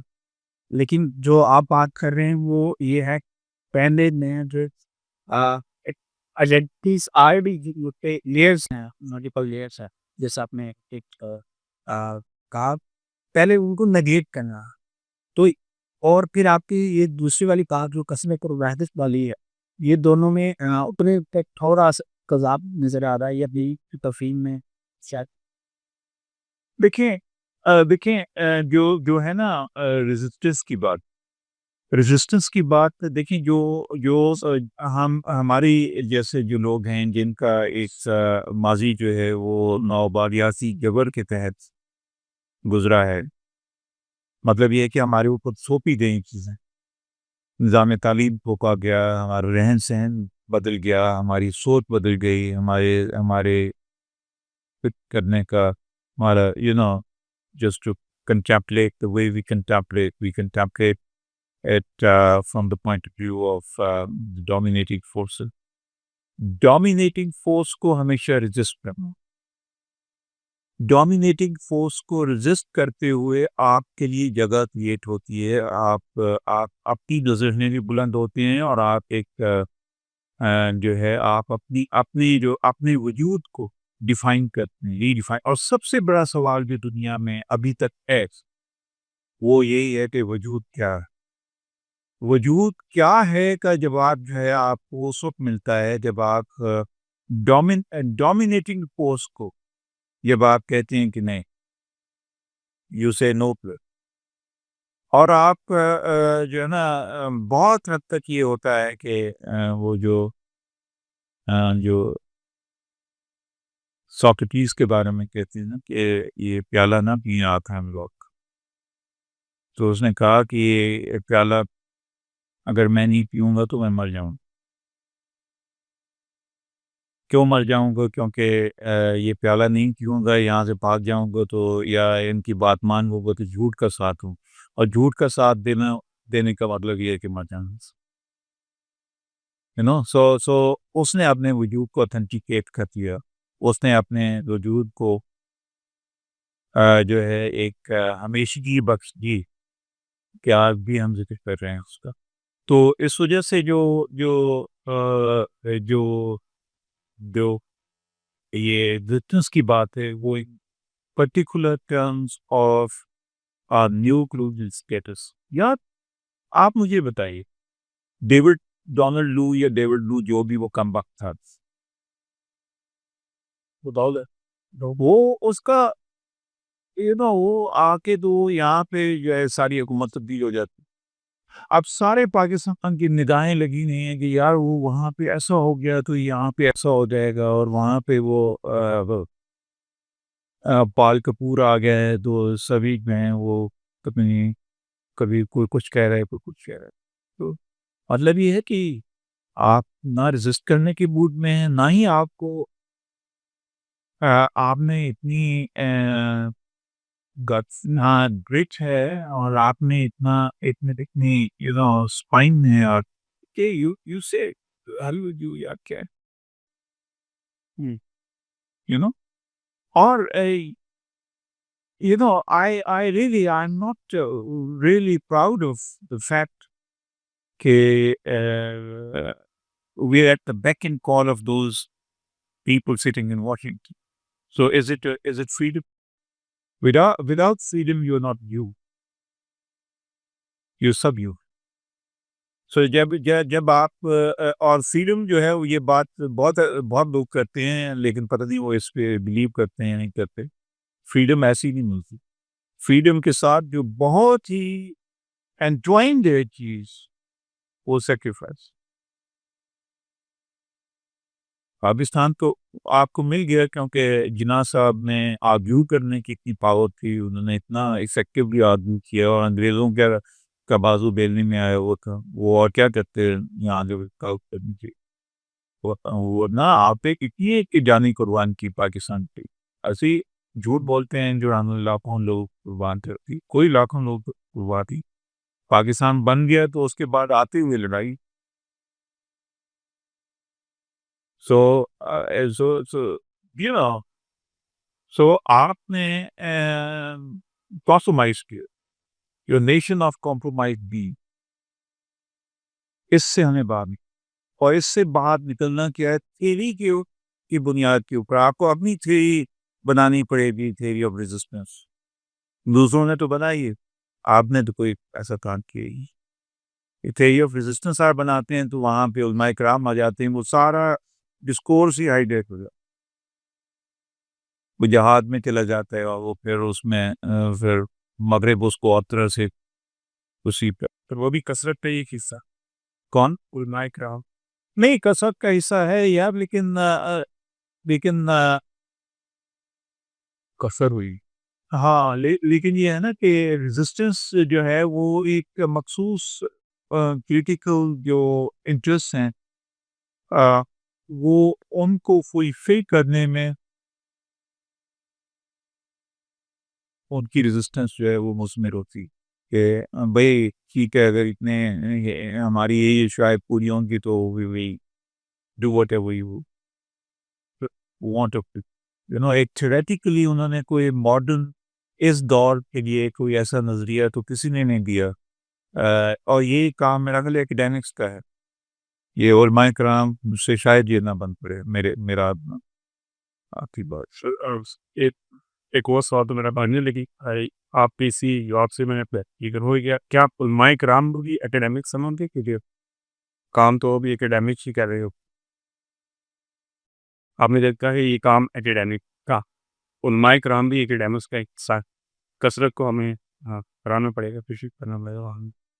یار اس میں یہ ہوتا ہے کہ جو ہے نا جو ایک اس میں بڑا پرابلم ہے، جو ہم ایکڈیمکس ہیں ادر دین علماء، ہم ایک دوسرے کی بات کو نگیٹ بھی کرتے ہیں، ایک دوسرے کو کرٹیسائز بھی کرتے ہیں، ہم جو ہے نا پھر یہ بھی نہیں ہوتا کہ اور ہم فتویٰ نہیں دیتے، ٹھیک ہے نا.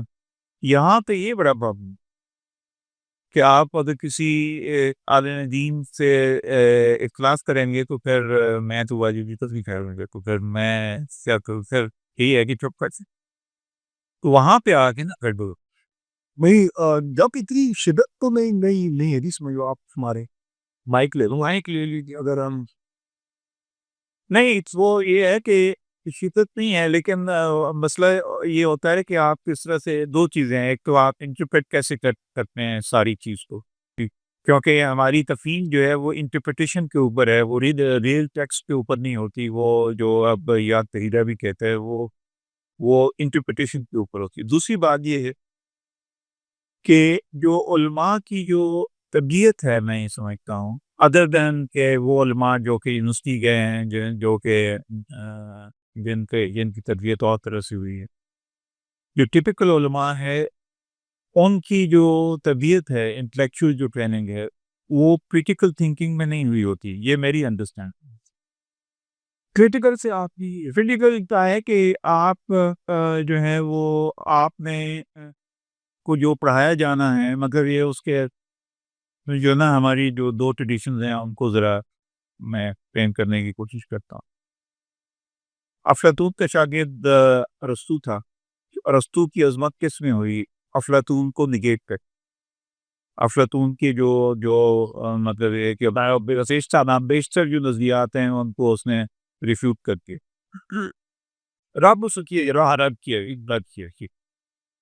اچھا، مغرب کی جو روایت ہے اس میں آپ اپنے پریڈیسیسر کو رد کرتے ہیں. ہمارے ہاں آپ اپنے استاد کی شخصیت میں ضم ہو جاتے، اس کی جو علمی حیثیت بھی اس میں ضم ہو جاتی، تو یہ فرق ہے. اور یہ فرق جو ہے نا ابھی تک یہ اس کو ہم لوگ ایڈریس نہیں کر پائیں۔ جی حق جو دینا تو نہیں شاید بڑا جیسے وہ جو ہے نا سب سے بڑے امام صاحب ہوتے ہیں شمار امام ابو حنیفہ حنیفہ الکلام، تو ان کے جو شاگرد ہیں انہوں نے اسی لیے انہیں کیا نا اطلاع وہ ان کی اور ان کا پھر ہم آپ کو صاحبان کے نام سے آپ کہتے ہیں ان کا ان سے ہوا ہے، تو ان نے اور ایک پیراڈائمی کی رہی بات، تو یہ حد پر لیکن میرا اپنا نظریہ یہ ہے کہ نوآبادیاتی نظام کے بعد آ کے جب لسٹ انٹرپریٹیشن آف اسلام آئی ہے تو اس میں علماء شاید جو اسٹانس ہے نا وہ کافی ہارڈن ہو گیا۔ اس میں مثلا اقبال کے اوپر بھی فتویٰ لگا، اس میں قائر کو بھی کافی اعظم کا کہا گیا، اس میں اور یہ اختلاف کی گنجائش جو ہے یہ 1860 کے بعد سے اگر آپ تاریخ دیکھیں تو اختلاف کی گنجائش بہت ہی کم، یہ اتفاق صرف احمدیوں کے اگینسٹ ہوتا ہے وہ مجھے نظر آیا ہے 1953 میں اور 1974 میں، ورنہ جو ہے نا اختلاف اس طرح اتفاق اس طرح سے اس کو کنجرک کرنا وہ ایک مسئلہ ہی رہا ہے۔ کئی سب وہ اس کو اتفاق کا حصول جو ہے نا اچھا ہاں وہ مسئلہ رہا ہے جو مجھے سمجھ میں آتی بات، اسی وجہ سے جو ماڈرن ایرا میں جو ریلیجن نے آپ سب جو پارٹ پلے کیا ہے وہ اختلاف رائے کو پروموٹ، اس کی وجہ سے زیادہ اختلاف کا جو ڈیوائسو ٹول کے طور پہ وہ زیادہ مجھے نظر آتا ہے ریلیجن جو ہے، حالانکہ میں خود پریکٹسنگ مسلم ہوں لیکن جو ہے 1860 کے بعد یہ نا ایک گروہ دوسرے گروہ کے خلاف بس پیکار ہی رہا ہے ہمیشہ اس طرح سے، تو محض ریلیجن کی بنیاد کے اوپر آپ جب تشکیل کرتی تو وہ بات پچھلے پوری 100-150 سالوں میں وہ بن نہیں پا رہی میری دانش، وہ اس میں مطلب یہ ہے کہ احمد رضا خان بریلوی کے فتاوی دیکھیں وہ ہر ایک کو کافر کہتی ہیں سوائے اپنے آپ سے، جو دیوبندیوں کو دیکھ دیں تو سب سے پہلا فتوی نے شیعوں کے خلاف دیا، پھر اسی طرح سے جو اور کچھ لوگ ہیں مطلب یہ ہے کہ وہ سیالکوٹ کے کون سے بڑا شو میں بولنے کی میری عمر آ گئی ہے تو اس وجہ سے سو اتفاق جو ہے نا، اور پھر یہ ہے کہ ٹریڈیشن اور ماڈرنٹی کا جو تو آپس میں امتزاج ہے، ٹریڈیشن اور ماڈرنٹی کو ملانا اور ملا کے ایک نیا ڈسکورس جنریٹ کرنا، وہ یہ لوگ کر رہے ہیں، ایک گاندھی صاحب ہیں، ایک احمد جاوید صاحب، جدیدیت سے آپ جدیدیت مطلب یہ ہے کہ وہ جدید ٹرینڈز جو ہیں نا ان کو بھی ٹریڈیشن کے ساتھ ملا کر ایک نیا سنتھسس کریٹ کر رہے ہیں، جو نیا علم ہے نا وہ اس طرح سے ہی کریٹ ہوتا ہے کہ آپ اپنی روایت اور دوسری روایات کا آپ ایک سنتھسس بناتے ہیں، ہاں آپ ان کا نا امتزاج بناتے ہیں، تمدم کرتے ہیں، تو اس سے ایک نئی علمی روایت جنم لیتی، تو یہ احمد جاوید صاحب کیونکہ فلسفے کے اوپر اور شاعری کے اوپر ان کی بہت ہی زبردست بصرت ہے، پھر گاندھی صاحب کا جو اسکوپ ہے نالج کا وہ بہت کچھ ہی ہے، تو یہ لوگ جو ہیں یہ ایک نیا سنتھسس بنا رہے ہیں، لیکن ان کی بھی مخالفت بہت ہے۔ جی وہ کیوں وہ یہ تو آپ بتائیں کیونکہ میں ان دونوں کو بہت ہی ریگولرلی فالو کرتا ہوں، میں سنتا ہوں وہ جو ایک ان کی شاگرد ہیں بڑے خوبصورت سے وہ پھر ٹوپی والے ہیں حسن علیہ، وہ کئی جو ان کے جو جوابات ہیں وہ بڑے دلچسپ ہوتے ہیں اور بہت ہی ان کے پیچھے بہت ہی فکری ریاضت ہوتی، اور احمد جاوید صاحب تو چونکہ کلچر کے ایک آئیکن ہیں، تو تیسرے ہیں خورشید الحسن رضوی صاحب جن کو جو میرے لیے ایک آئیکونک فگر ہیں، کیونکہ ان کو دیکھ کے میں اکیڈیمیا میں آیا تھا، ورنہ میں کچھ اور ان کے میں نے ایک لیکچر سنا تھا تو میں آگے میں نے جیسا بنا، تو یہ 3 لوگ ہیں، باقی تو جو لوگ ہیں ان سے بات کر کے including I have been a great admirer at one point of time, even doctor star صاحب بھی بہت زیادہ ریگے سر یعنی سخت ہے. سخت. تو وہ جو ہے نا وہ یہ تین ایکسیپشن ہیں. باقی تو آپ جس کو بھی آپ دیکھیں وہ اپنے پوائنٹ کے اتنا سختی سے جمع ہوا ہے کہ وہ ادھر ادھر ہل نہیں پا.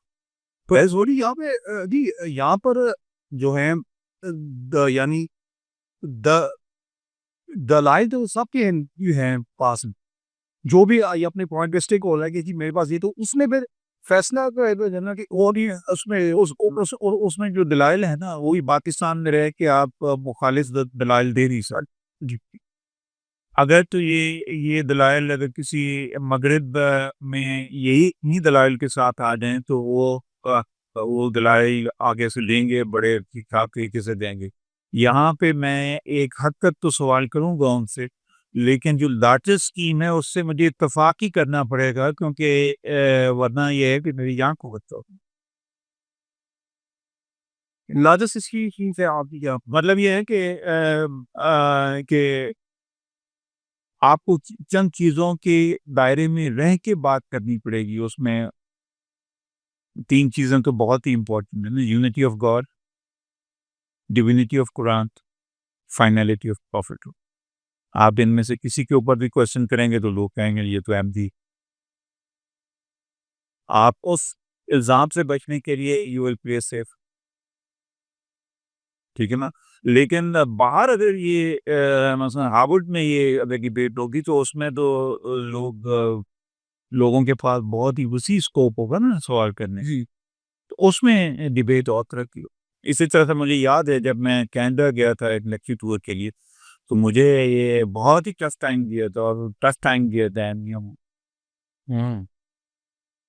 نو میں پسینے آنا شروع, کیونکہ وہاں پہ تھا کہ وہاں پہ تو ان کو سیفٹی تھی, وہاں کے تو انہوں نے میری بین بجا دی. انقلابی فرانس ہو گیا, یہ جتنے بھی انقلابات ہیں, اور یہاں کے آپ گستاخی کے جو اور آئرو واقعات دیکھیں, یہ جو میس سائیکوسس ہے اس کی کیا وجوہات ہے, اس کے بارے میں بتائیں. کیا پاکستان کے اندر اس وقت کوئی ایک کسی طرح کا میس سائیکوسس پر کم بڑھ رہے ہیں, جس طرح سے لوگوں میں ایک طرح کی ایڈیولوجی وہ بھی بڑی کر. دیکھیں میرا اپنا خیال یہ ہے کہ جب فریڈم کا فریڈم جو ہے اس کے سارے دروازے بند کر دیے جاتے ہیں تو پھر معاملات اور طرف جاتے ہیں, پھر آپ ریجنل بھی ہو جاتے ہیں, آپ you become really if you have the privilege to express yourself freely, تو اس میں پھر یہ ہوتا ہے کہ جب آپ کے سسٹم سے کوئی اس طرح کی پینٹ اپ فیلنگ نکل جاتی ہیں تو then you feel much more good. اگر آپ کی آواز کو گیگ کر دیا جائے تو پھر ڈویژن بھی ہو جاتا ہے, پھر اور صحیح تشخیص بھی نہیں ہوتی ہے اس میں. اور پھر ہمارے یہاں کیبوز بہت زیادہ ہیں, خاص طور پہ سائیکولوجی سے متعلق. کوئی بھی اپنے آپ کو یہ نہیں کہنا کہ کوشش کرتا کہ مجھے مینٹل ایلنس کو پنجابی میں تو پاگل ہے نا, کوئی بھی نہیں چاہے گا کہ مجھے کوئی پاگل کہا جائے. ہمارے اسٹوڈنٹس میں بے شمار چیز ہوتا ہے کہ وہ کہ جی نہیں میں آئی ایم فائن, یار کوئی پرابلم ہے تو بتا, نہیں جی نہیں آئی ایم فائن. بعد میں تحقیق کرتے ہیں تو پتہ چلتا ہے کہ جی وہ ماں باپ نے لڑائی ہوئی, گھر ٹوٹا ہوا ہے اور وہ لڑکی لڑکیاں جو ہیں وہ یہاں بلیز مار رہے ہیں. تو یہ ہے کہ وہ جو ایک ڈیپریویشن ہے وہ اندر ہی بند ہوئی ہے, اس کو باہر جو ہے آپ آنے نہیں دے رہے ہیں کہ آپ سماج سے ڈرتے ہیں. یہ سماج سے جو ڈر ہے اس کو آپ کو اس کا کوئی علاج ڈھونڈنا ہوگا, اور اس کے لیے یہ ہے کہ آپ کے ڈسکورس جو ہے اس میں فریڈم جو ہے اور ایکسپریشن آف فری ول یہ بہت ضروری ہے. اس کے بارے میں جو نا ہم لوگوں کو تھوڑا سا انٹلیکچوئل جہاد کرنا ہوگا، انٹلیکچوئل سطح کے اوپر اس طرح کی ڈسکشن زیادہ ہوں، لوگ ینگسٹرز خاص طور پہ زیادہ آئیں اور وہ مطالعے کی عادت ہو. اور میں یہ بھی سمجھتا ہوں کہ جو گیجٹ ہے اس نے بھی بیمار کر دی ہے، اٹینشن اسپین بھی کم کر دی ہے اور بیمار بھی سو آپ میں نے سوشل اسٹیبلٹی نہیں رہی، کیونکہ چیزیں اتنی تیزی سے تبدیل ہو رہی ہیں کہ socially things have become unstable. آپ نے فرمایا کہ 1954 میں ملٹری اسٹیبلشمنٹ یا بیوروکریسی میں یہاں اون کا کی، جبکہ ہم پہلے سے سنتے آئے ہیں کہ 46 میں ابھی پاکستان بن رہا تھا، تب یہ طے ہو گیا تھا کہ پاکستان کو کون سے گروپ کو جوائن کرنا ہے، اور محمد علی جناح صاحب کی ہمارے جنرل نے بات نہیں مانی. فرام دا ویری فرسٹ یہ ملٹری اسٹیبلشمنٹ نے پاکستان کو کیا ہوا ہے، پولیٹیکل لوگوں نے اس کو پاکستان کو اون کرنے ہی نہیں دیا، پولیٹیکل لوگوں کو پاکستان کو اون کرنے ہی نہیں دیا گیا. ملٹری اسٹیبلشمنٹ پہلے دن سے عمل میں میدان میں کود پڑی، اور اس کے ساتھ بیوروکریسی بھی آ گئی، اور آگے جا کر جو ہم تک پہلے معلومات پہنچی، آپ نے 1954 کا ہے، ہمیں تو 46 سے پتا جاتا ہے.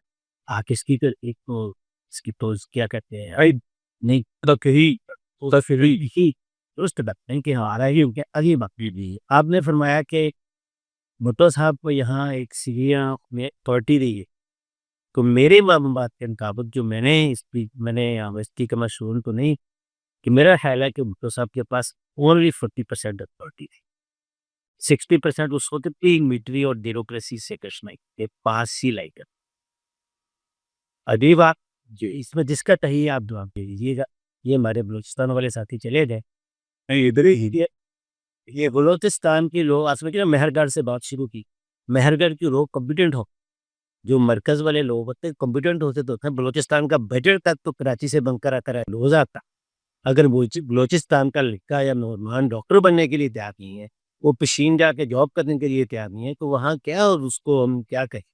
مگر یہ بات الیکشن جو ہوتے ہیں پنجاب میں اور بلوچستان میں کوئی فرق ہے جو ہم یہاں دیکھ رہے ہیں؟ وہی کچھ بلوچستان میں ہو رہا ہے، تو بلوچستان کے ساتھ ہم کون سا امتیازی سلوک کر رہے ہیں؟ جہاں تک میں سمجھتا ہوں تو بلوچستان والے ہم سے امتیازی سلوک کر بڑے جی وہ ہمیں کرتے ہیں کہ آپ فلاں ہیں، آپ فلاں ہیں. یہ جو آزادی کا یا رجسٹرس کی بات ہے، رجسٹر تو وہ کرتا ہے جس کے پاس ہوتا ہے، ٹھیک وہ اپنے پاس جو حاکمی چیز ہے کہتا ہے یہ بھی میرے سے کھس گئی تو میں کیا کروں گا. پنجاب کے پاس تو بہت سارے وسائل جن کا یار مجھے لڑ کر کیا کرنا ہے، تو ادھر بیٹھ اپنا کام چلا، میں ادھر بیٹھتا ہوں اپنا کام چلاتا ہوں. یہ ہمارے لیے یہ جو آج کل لوگ پنجاب کو ایک دو پہ اٹھ کے ادھر چلے گئے آپ کے قریب آ رہے تھے. چلے بات آپ اس کا آپ دیں گے نا. میں مطلب یہ میں نے ایک دفعہ مجھ سے پوچھا، آپ یہ کہہ رہے ہیں کہ یہ ہمارا جو کہہ رہے ہیں کانے بھی کر رہی ہیں وہ میں نے کہا اس کو ایکسپلور کرو تو کیسے ایکسپلور کرو. وہ آدمی میرے ساتھ ایک میٹنگ میں تھا، وہ مجھ سے جونیئر تھا ابھی بھی شاید، کہتا ہم اسی کو دے دیں گے پیسے دے کے. تو میں کہیں پنجاب کو دیکھ کے بہت پڑ دی، آپ نے امریکہ سے جا کر جو پیسے لے کر اس کو آگے جب تمہیں پیسے دے کر یہ نکلوانا ہے تو پنجابیوں کے موت پڑ دی آپ کو، ہم وہاں جاتے ہیں تو وہاں آپ. تو اگلی قصے اگلی بات یہ آپ نے کہی کہ جی یہ نسلی سیاستدان، کیا میں نسلی سیاستدان نہیں، سینئر بش اور جونیئر بش کیا تھے. اچھا اس کے جواب میں جیسے اب جگیردار کا بیٹا زمیندار کا بیٹا زمیندار، تاجر کا بیٹا تاجر بن سکتا ہے، تو پولیٹیشین کے بیٹے کو پولیٹیشین بننے میں کیا حد ہے. آپ یوں کہہ سکتے ہیں کہ میرٹ، میں نے یہ آپ نے کہا جاوید احمد غامدی صاحب کی بات کرنے سنی، اسی سے میں ڈرائیو کر رہا ہوں کہ لوگ کس پہ بیٹھے ہو سکتے ہیں. جاوید احمد غامدی صاحب نے کہا، ابھی آپ نے آصفہ بھٹو کا نام لیا، جاوید احمد غامدی آج اگر چودھری اعتزاز صاحب کو بنا دیا جائے تو ان کے ساتھ بہے گئی کوئی. تو بلاول کو یا آصفہ کو اکٹھے کرنے کے لیے یا مریم نواز کو لوگوں کو اکٹھا کرنے کے لیے ضروری ہے، کیونکہ لوگ کسی پہ جمع ہی نہیں ہوتے. تو یہ اس کے لیے ایک دم بولے جانا جی وہ نسلی وراثت جو ہے یہ ہمارے ملک کے لیے ٹھیک نہیں ہے. تو زمینی حقائق دیکھیں، یا تو لوگوں کو اتنا ایجوکیٹ کریں کہ لوگ جو ہے نظریے کے پیچھے جانتے ہیں یہاں ہم سارے مفادات کے پیچھے لوگ ہیں. ہسٹری میں جیسے ابھی آپ نے کہا، آپ نے جو اس کے بارے میں، سقراط کے بارے میں بات کی، میں مر جاؤں گا، یعنی کہ اس نے نظریے ایک تاریخ میں زندہ رہنے کے لیے اس نے اپنی جان دی. اگر میں یہ سمجھوں کہ اس نے تاریخ میں زندہ رہنے کے لیے جان دی تو میں سقراط کو کبھی بھی سلوٹ نہ کروں. میں نے جو سقراط کا جملہ پڑھا، اس نے کہا کہ موت کے خوف سے جھوٹ بول دینا انسانی تسخیر ہے. موت کے خوف سے جھوٹ بول دینا انسانی تسخیر ہے. جسے لوگ یہ موت کہتے ہیں، اس سے انسان کی زندگی کی نوعیت بدل جاتی ہے. انسان فانی نہیں ہے. تو اگر اس کا نظریہ ہی اور چلا جائے جو آپ نے فرمایا ہے، میں تو کبھی بھی سقراط کو سلوٹ نہ. تو آپ پہلی باتوں کی ہماری شخصیت فرمائیں، یہ کیا ہے؟ یہ بہت ساری باتیں ہو گئی ہیں. دیکھیے 1940 والی بات جو میں نے 1954 والی بات کی تھی وہ یہ تھی کہ سیٹو اور سینٹو کے معاہدے جو ہیں ہم نے 1954 میں سائن کیے تھے. اس سے پہلے لیاقت علی خان کے دور تک یہ بات رہی تھی، یہ ڈیبیٹ میں تھی، اور یہ اخباروں میں ابھی بھی آپ تلاش کر سکتے ہیں کہ کیا ہمیں امریکہ کی طرف جانا چاہیے یا ہمیں نان الائن رہنا چاہیے یا رشیا بھی جانا چاہیے. لیاقت علی خان کو، لیاقت علی خان کے وفات کے بعد جو ہے وہ ایک بہت ہی کلیئرٹی آ گئی کہ نہیں، اب جو ہے سبھی لوگ میں یہ بات پہ متفق ہیں. جناح صاحب کا ایک پرو امریکن ٹیلٹ تھا. انہوں نے اپنا جو اپنا گھر ہے وہ بھی امریکن امبیسی کو کرایہ کر دینے کی کوشش کی تھی. وہ یہ ساری باتیں ہیں. لیکن لیاقت علی خان کے زمانے میں یہ ڈیبیٹ چلی تھی کہ کیا ہمیں پرو امریکہ ہونا ہے یا ہمیں ہمارے لیے کوئی اور بھی، کیونکہ امریکہ پہلے آپ کو لفٹ نہیں کروا رہا. آپ کو جو ہارڈ ویئر چاہیے تھا تو امریکہ بزی تھا یورپ کی ریکنسٹرکشن، کیونکہ یورپ بالکل تباہ ہو چکا تھا اور جو ہے اس بات کا خطرہ تھا کہ وہاں پہ کامسٹ آئیڈیالوجی جو ہے وہ پریویل کرنا شروع کرتے. سو اس وجہ سے مارشل پلان وہاں سے جو بنایا گیا امریکہ کی طرف سے، انہوں نے بہت بڑی فنڈنگ جو ہے یورپ کی تعمیر نو کے لیے رکھی. اگر آپ کو کبھی یورپ میں جانے کا اتفاق ہوا، خاص طور پہ جرمنی میں، تو میں جب ہائیڈلبرگ میں گیا تو وہاں کو صرف ایک ٹاؤن ہال بچا ہوا تھا جو کہ 1945 سے پہلے کا تھا، باقی سارا جو ہے وہ تباہ ہو گئی. سو یہ مارشل امریکہ جو ہے وہ fully committed for the restoration of Europe. تو وہ پاکستان اور انڈیا کی طرف وہ بالکل دھیان نہیں کر رہے تھے. یہ تو بعد میں پھر جب پاکستان کی سینس آف انسیکیورٹی اتنی بڑھی کہ یہ پھر چیکوسلواکیہ سے جب انہوں نے ڈیل کرنے کی کوشش کی یہ ہتھیاروں کے لیے، تو وہ یہ جو ان کا ٹیلی گرام جو وہ انٹرسیپٹ کیا MI6 نے، تو انہوں نے پھر امریکہ کو کہا کہ یہ پاکستان کی جو جغرافیکل لوکیشن ہے وہ بڑی کریٹیکل ہے اور یہ روس کی طرف جا رہا ہے، یہ چیکوسلواکیہ سے ہتھیار لانے کے ان کے پروگرام ہیں. تو وہاں سے پھر امریکہ جو ہے تھوڑا سا ریلینٹڈ، اور پھر پاکستان کو انہوں نے گندم دی. گندم کا یہاں پہ بحران اس وجہ سے تھا کہ میں قدرتی وہ امریکن آرکائیو سے ایک مجھے ڈاکومنٹ میرے ہاتھ سے چڑھا، اس میں لکھا ہوا تھا کہ پاکستانیوں نے یہاں پہ کوشچن یہ تھا کہ جی پنجاب تو بریڈی آف انڈیا رہا ہے، یہاں سے تو بہت زیادہ گندم ہوتی تھی، تو یہ 1947 میں کیسے قلت ہو گئی. تو وہ یہ تھا کہ انہوں نے جو ہے وہ گندم جرمنی کو بیچ دی تھی. جرمنی سے گندم بیچ دی، کسی کو خبر ہی نہیں ہونے دی، تو یہاں پہ گندم کی قلت پیدا ہو. سو جب یہ چیکوسلواکیہ کے ساتھ ان کی وہی تعلق ہوا، تو پھر امریکہ نے دوبارہ یہاں پہ کوئی پیغام بھیجا اور جنرل ایوب کے ساتھ، اور جنرل ایوب اور ملک غلام محمد کے ساتھ ان کی کمیونیکیشن ہوئی، اور تب سے جو ہے پاکستان جو ہے وہ پھر امریکن کیمپ کی طرف راغب ہوا. اور امریکن کیمپ میں جانا جو ہے ایک قدرتی عمل بھی کہتے تھے. یہ کہا جاتا ہے کہ یہ قدرتی عمل تھا کیونکہ برطانیہ کے بعد جو سپر پاور ہے وہ امریکہ بنا. سو امریکہ کی گود میں جا کے بیٹھنا ایک قدرتی فطری ٹرانزیشن تھی، لیکن اس میں جو معاہدے سائن کیے گئے جو جس کے بعد بالکل ہی پاکستان امریکہ کے پلو سے بند کیا وہ 1954 میں جب سیٹوں اور سینٹوں کے معاہدے ہوئے.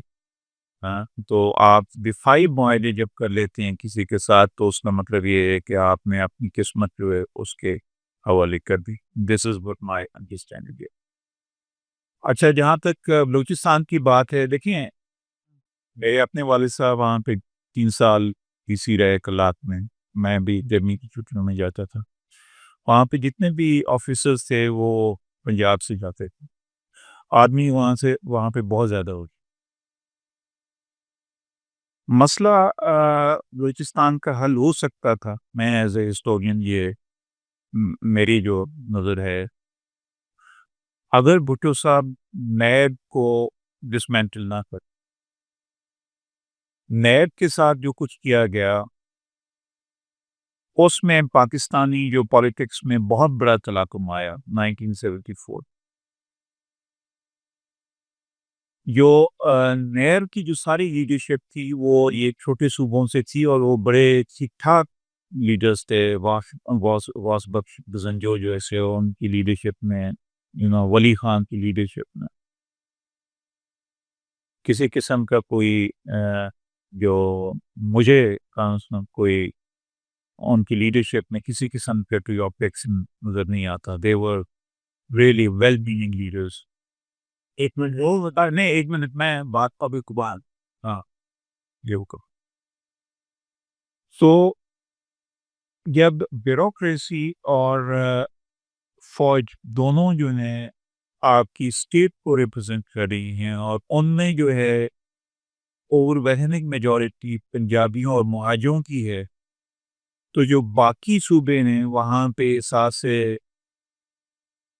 کیا کہتے ہیں کمتری احساس کمتری کا ہونا یا ایک ایکسپلائٹڈ اینٹی کا احساس جو ہے اس کا ہونا لازمی ہوتا. اور آپ کی جو بجٹری کا جو ایلوکیشن ہیں وہ زیادہ تر آرمی کا حصہ اس میں بہت زیادہ ہوتا تھا. اور پھر یہ بھی آپ یاد رکھیے کہ 1980 کی دہائی کے بعد جو چمن کے بارڈر سے جو کچھ ہماری آرمی کرتی رہی ہے انفارچونیٹلی وہ کوئی اتنا اچھا عمل نہیں تھا. ابھی ہماری یونیورسٹی میں 2 جرنیل آئے ریٹائرڈ اور دونوں بےعزتی کروا کے گئے کیونکہ وہ بلوچ لڑکے کھڑے ہو جاتے تھے کہ جی میرا گاؤں تو وہاں سے فرنٹیئر سے 5 کلومیٹر کے اوپر ہے، تو میں جانتا ہوں کہ اسمگلنگ کون کرواتا اور اسمگلنگ کون کرواتے ہیں، اس کو پیٹرنائز کون کرتے ہیں اور اس سے مالی فائدہ کس کو ہوتا ہے، اور یہ پھر سارے پیسے لے کے کینیڈا میں جا کے شفٹ ہو جاتے ہیں. تو یہ اس کے ساتھ ان کے ساتھ پھر اگر آپ یہ سمجھتے ہیں کہ بلوچ اتنے ہی نااہل ہیں، انگریز ہمیں نااہل کہتے تھے، تو یہ تو نااہل ہیں، یہ تو جڈ ہیں، یہ تو they live in a pre-civilization period. تو ابھی اگر ہم بلوچوں کو سندھیوں کو یہ کہیں گے کہ یہ تو کام ہی نہیں کرتے، یہ ہم میں اہلیت ہی نہیں ہے، تو کریے کہ آپ وہ نقص نہیں کر رہے نا، آپ تو ان کو دھتکار رہے ہیں. اور یہ ہے کہ وہاں پہ آپ نے کتنی انویسٹمنٹ کی ان کی ایڈوکیشن کے اوپر، ان کی ہیلتھ سروسز کے اوپر. آپ نے تو ان کی سوئی گیپ بھی نہیں دی جو وہاں سے نکلتی تھی. پنجاب میں مجھے یاد ہے 1971-72 میں ہمارا کولر جو ہے وہ سوئی گیس پہ چلتا. پھر نواب اکبر خان بگٹی کو مارنے کی کیا ضرورت تھی؟ آپ کو اتنی سینسٹیوٹی نہیں ہے کہ اس کا بیکلیش کیا ہو اس میں سر. یہ ساری باتیں ہیں جن کے اوپر آپ کو بلوچوں کو اعتماد ملے گی. آپ ان کو اعتماد میں نہیں. سر آپ لفظ آپ صحیح نہیں فرما رہے. میں نے یہاں ایک جملہ بولا تھا، کیا ذوالفقار علی بھٹو ایک مختار آٹم تھے؟ میں نے کیا تھا کہ 40%. اگر آپ ہسٹری دیکھیں تو بلوچستان میں جو فوجی آپریشن کیا گیا ملٹری اسٹیبلشمنٹ کے کہنے پہ کیے. ولی خان صاحب کو اگر غدار قرار دیا گیا تو ملٹری اسٹیبلشمنٹ کے کہنے رہ گیا. اگر وہاں جو کچھ بھی کیا ہے یہ ملٹری اسٹیبلشمنٹ نے کیا ہے، پولیٹیکل لوگوں نے کچھ کیا ہی نہیں. پولیٹیکل لیڈر کو بتا رہے ہیں آپ میری سمجھ بھی میری سمجھ یہ ہے، دیکھیں نا، میری سمجھ جو ہے، میں تو اپنی سمجھ کے مطابق بات کروں کہ میری سمجھ یہ ہے کہ 1971 کی ڈبیکی کے بعد پاکستان کی پولیٹیکل لیڈرشپ کو 3-4 سال کی ایک سپیس ملی تھی جس میں کہ وہ اپنے فیصلے خود کر سکتے تھے، کیونکہ جو آرمی کے بارے میں پاکستان کے عوام کے اور پاکستان کی مڈل کلاس کے جو نظریات تھے وہ کافی اثربک تھے.